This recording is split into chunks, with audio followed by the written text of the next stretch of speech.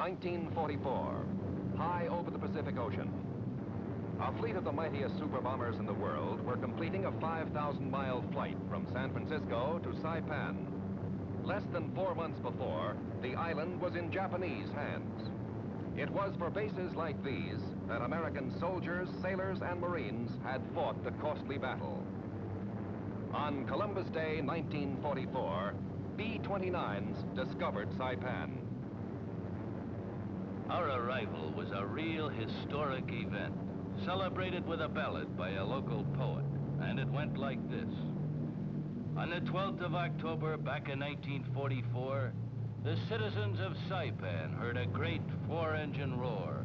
Bulldozers fled the runway. The soldiers stopped to cheer as down came Jolton Josie, the Pacific pioneer.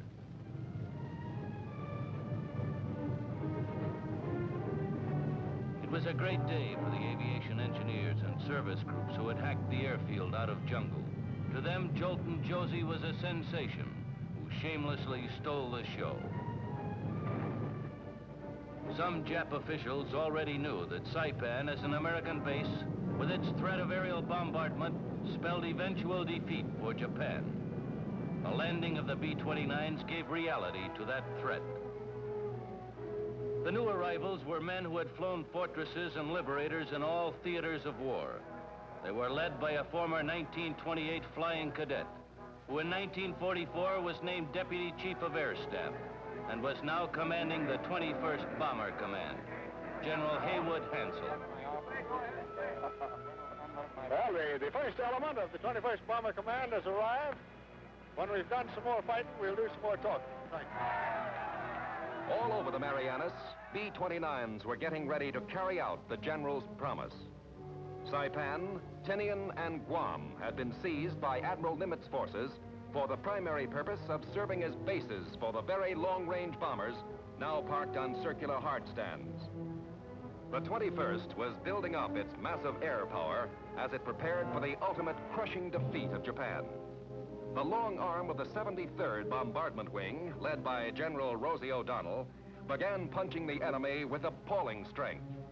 Behind this strength was more than bombs and bullets. There was planning. In January, the 21st Bomber Command changed hands.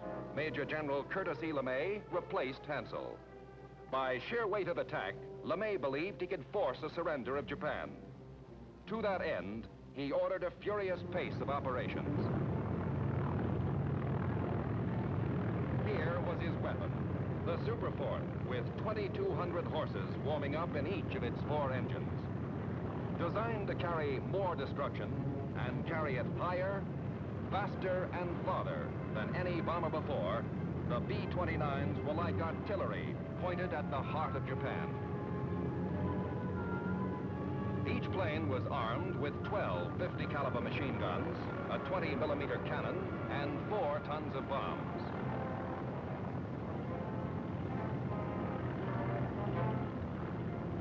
Fully armed, the 21st Bomber Command was taking off for Japan.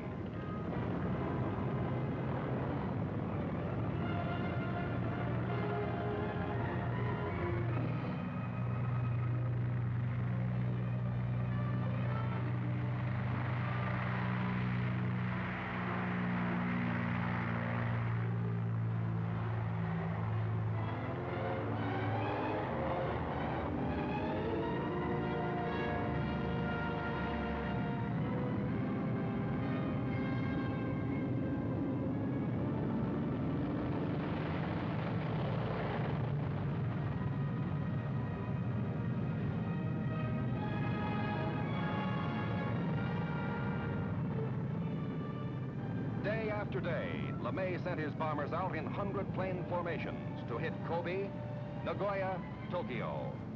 In 2 months, he increased the attack missions to 200 planes, building to an 800-plane climax. Jap raids had tried to stop the B-29s. They might just as well have tried to stop an onrushing typhoon.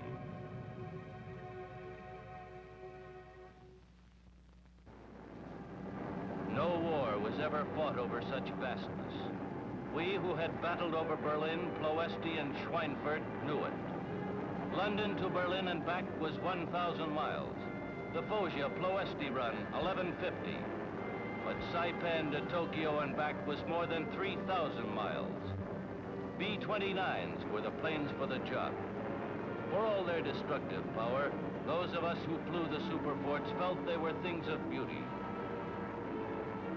In flight, our navigators were on the spot. An error of 2 degrees could put all of us over nothing but ocean in a plane with empty gas tanks. It was a long ride on the longest, toughest bomber missions in the world. As we approached enemy sky, the crews prepared for the deadly business ahead. While making the slow climb to altitude, our gunners warmed up the central fire control system. Inside a superfort, you can't see a gun. You fire by remote control. We had electronics, superhuman brain power at the flick of a switch. Then we waited for the Japs.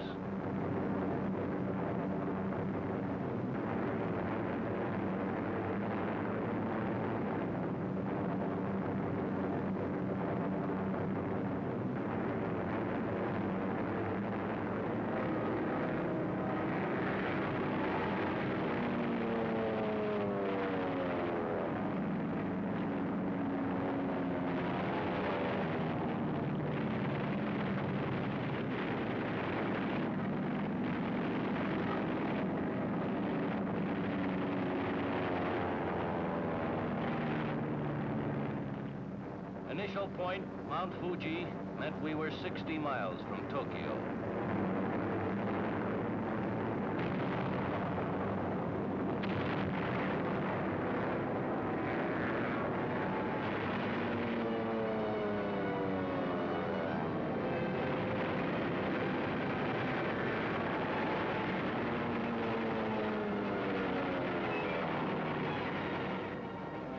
Leading B-29s found their objectives.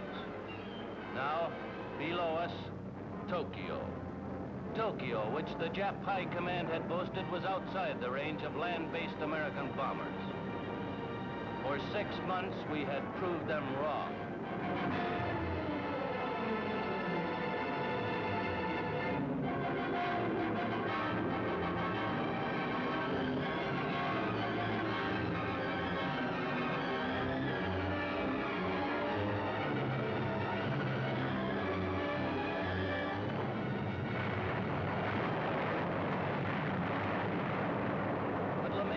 Satisfied with the results of these high-level precision tactics. Suddenly in March, he switched to low-level, nighttime, maximum effort fire raids. And Japan's dreams of world empire went up in a flaming inferno.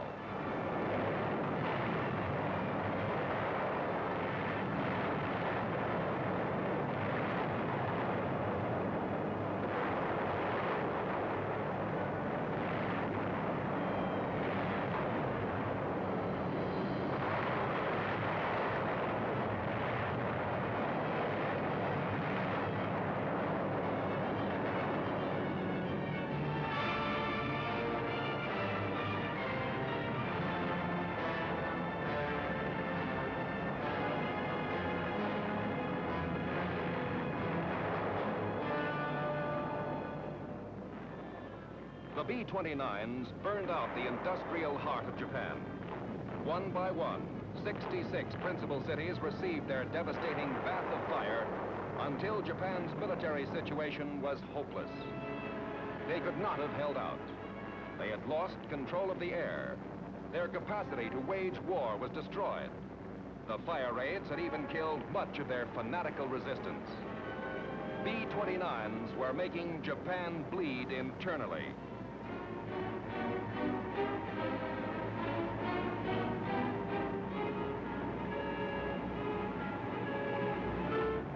Then President Truman made a grave decision. To deliver a special bomb, field orders were signed by General Twining. They instructed Colonel Paul Tibbets and his B-29 crew to drop what they called the gimmick. At 08:15 on August 6, over military target Hiroshima, Bombardier Major Farabee took over. He was about to drop the atom bomb.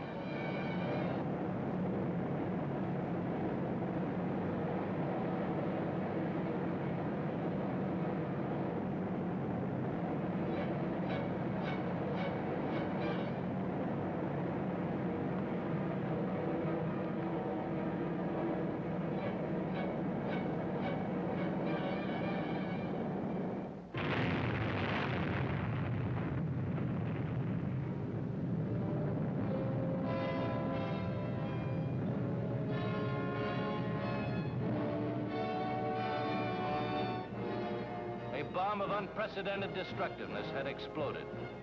3 days later, a second atom bomb was dropped on Nagasaki. Atomic energy had made air power all important. Dread were the threats for the future. Strong the requirement for air power.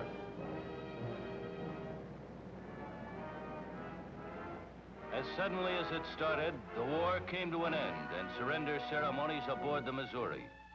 Without being invaded, without losing a foot of homeland, Japan was surely and utterly defeated.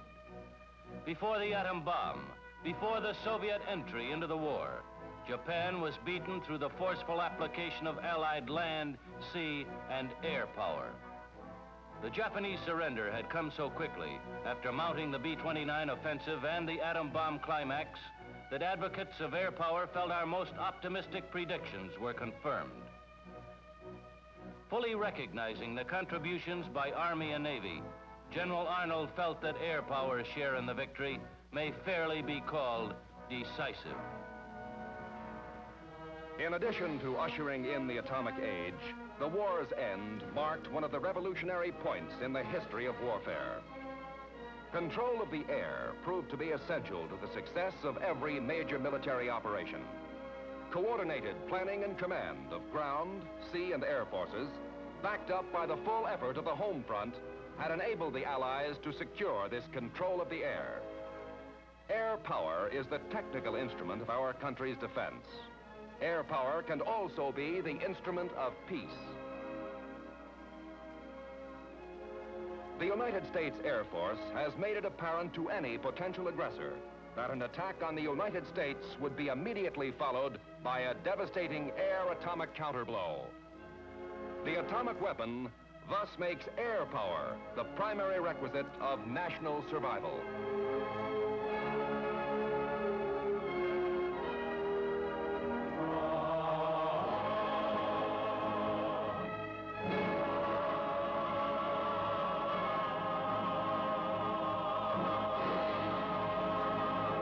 Steer with the outboard engine, not the brakes. Excessive use of the brakes on a plane as heavy as this one will wear them out quickly.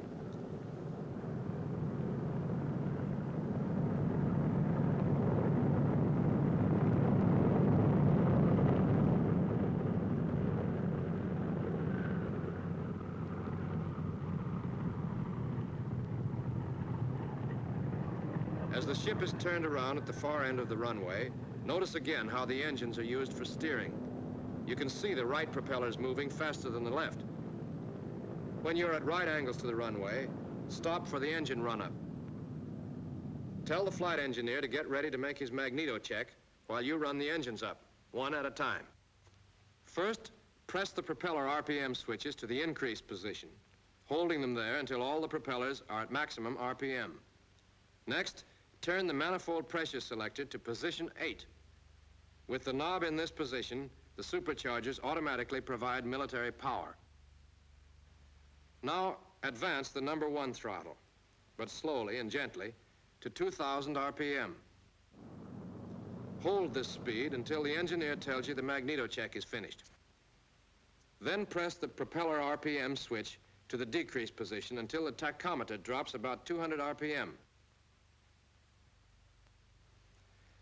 Now flip the switch to the increase position and hold it there until the light on the co-pilot's instrument panel flashes, and then push the throttle to full open. The tachometer should show about 2,600 RPM for the number 1 engine, while manifold pressure should be around 47 inches. To see if the turbo is working properly, turn the manifold pressure selector towards 0. That should make the manifold pressure drop. Turbo's okay.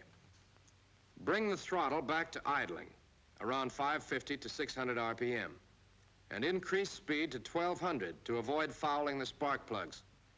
Next, start on the number 2 engine. This same procedure is repeated for each engine. Now you're about set to take off. After you're cleared for takeoff, turn the plane the rest of the way around so that it points down the runway. And stop again while the co-pilot lowers the wing flaps about 25 degrees. He can tell when they're right by looking at the wing flap position indicator. And the gunners can check on the accuracy of the indicator by watching the flaps from their blisters. They report on the approximate flap position over the interphone.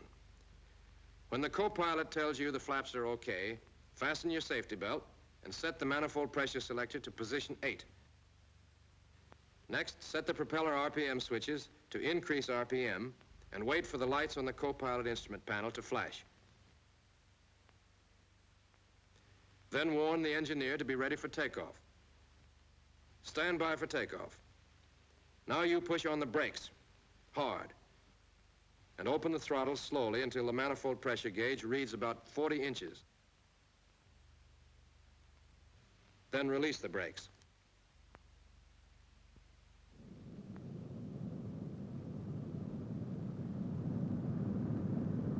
As you gather speed, slowly advance the throttles to full power and set the throttle brake.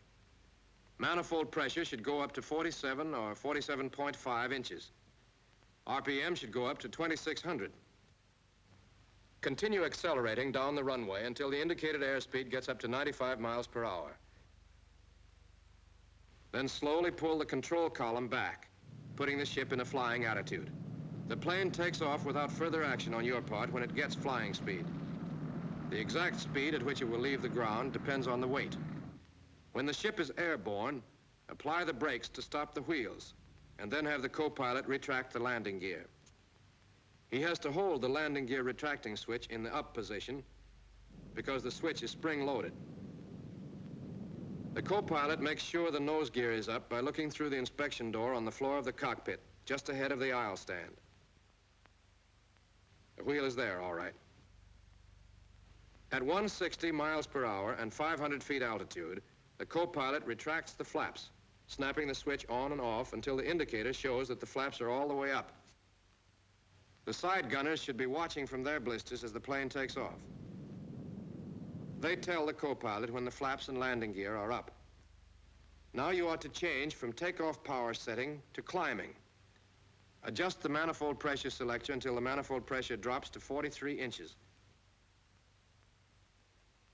And decrease propeller RPM to bring the tachometers to 2,400. You can order the engineer to have the putt-putt turned off now and tell the bombardier to come forward and take his combat position in the nose of the ship.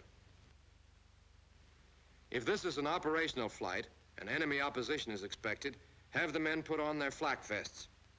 These vests are made of small overlapping links of tough steel sewn inside canvas. Quilting on the inside of the canvas provides further protection and also cushions the shock of impact. Above 10,000 feet, oxygen masks must be worn by one man in each compartment. When you reach the desired altitude, level off and tell the engineer to set up cruising conditions. First, you move the throttles back to about 65% of full power. Individual manipulation of the throttles may be necessary to keep each engine at the same manifold pressure. Now you adjust the propellers and manifold pressure, so turn the controls over to the co-pilot. Start with the props. Press the propeller RPM switches to decrease and bring all 4 propellers to 2,000 RPM. Then turn the manifold pressure selector down until the manifold pressure drops to 30 inches. The needles should stay together in this case. There you are, 30 inches. Considerable juggling of throttles, propellers, and supercharger may be necessary before you get it just right, but that's how you get a B-29 into the air. It's a big, heavy, and powerful airplane. Bigger, heavier, and more powerful than anything you've ever flown.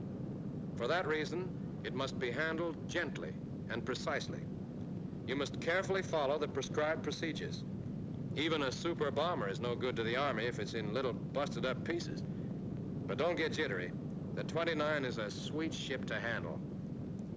When it stalls, the nose drops so that the plane automatically recovers.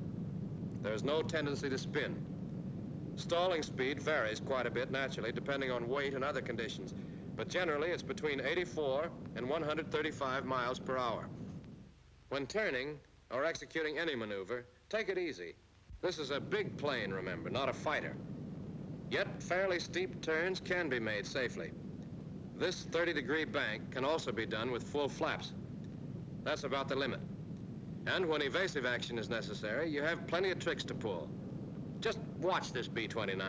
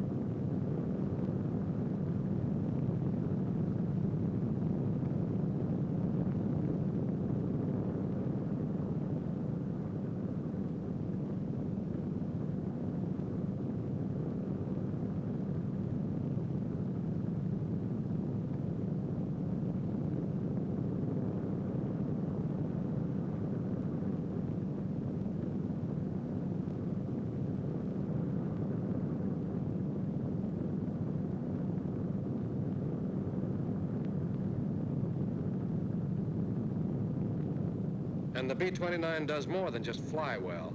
It packs a terrific wallop. A wallop enemy fighters will quickly learn to fear.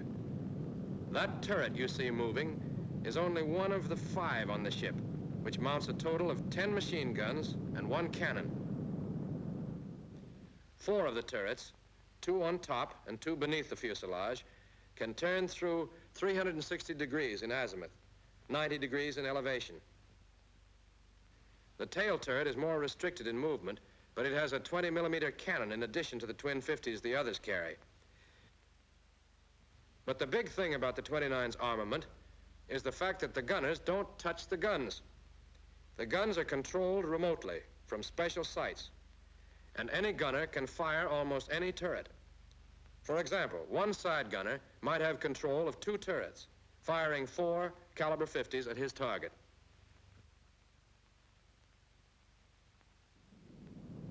That's only the beginning of the story about guns, so let's get back to what a pilot has to do. Now you're ready to land.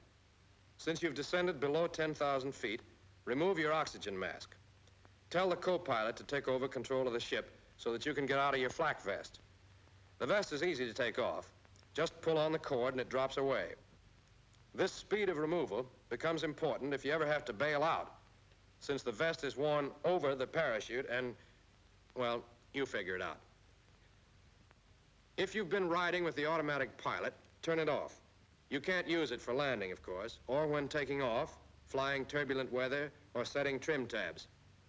The co-pilot should now warn the crew to prepare for landing and tell the bombardier to climb out of his seat in the nose and get in back with the engineer. Then the co-pilot has the engineer start the putt-putt. You check the turret warning lights. All the lights are off. Then call the control tower and get landing instructions. At the same time, ask for the field barometric pressure and set the altimeter to correspond. Now the co-pilot hits the brakes to test the hydraulic pressure. Both normal and emergency systems should have 800 to 1,000 pounds. To find out about the emergency pressure, you have to ask the engineer. At the same time, you can see if he's ready to land and get his log. He has calculated the new weight and center of gravity, since you've used up a lot of gasoline by now. You should look the log over, but the co-pilot will check it carefully, examining the center of gravity and weight computations. The table on the instrument panel gives the stalling speed for the computed weight.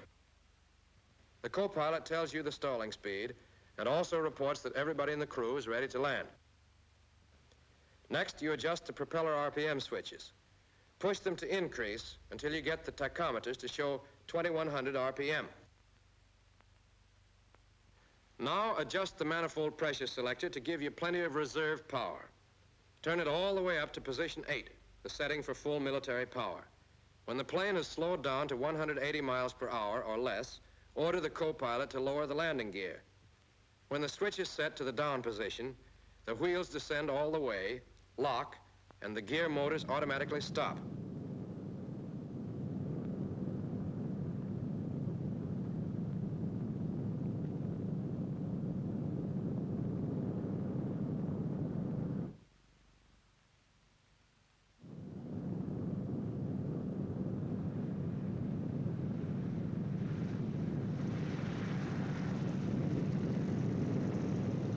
When you touch the ground, the plane should be slightly tail low and going between 95 and 100 miles per hour.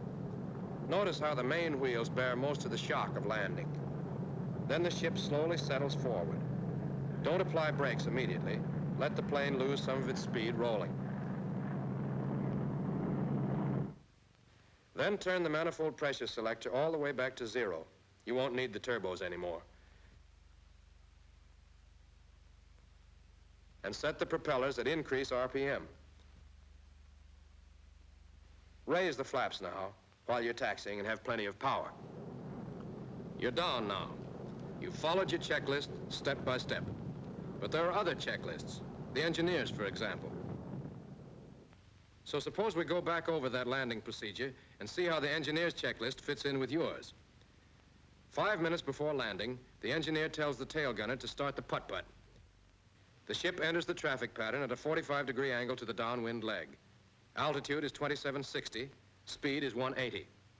Here, the co-pilot lowers the wheels. The mixture controls are set to auto-rich, and the cowl flaps open 15 degrees. At the end of the downwind leg, the speed should be about 140 or 150, and at least 3 generators must be on. The co-pilot lowers the flaps 15 degrees. After the pilot makes the procedure turn, the altitude should be 2260 feet. The co-pilot lowers the flaps to 25 degrees. The pilot sets the manifold pressure selector to position 8 and adjusts the propellers to 2100 RPM. Just before the final turn, the engineer checks the magnetos and turns the boost pumps on. Around the turn, on the final approach, speed should be at least 140, altitude 800 feet. Also, 6 generators should be on. Finally, the co-pilot lowers the flaps all the way and calls out airspeed and hydraulic pressure as the ship descends to the runway.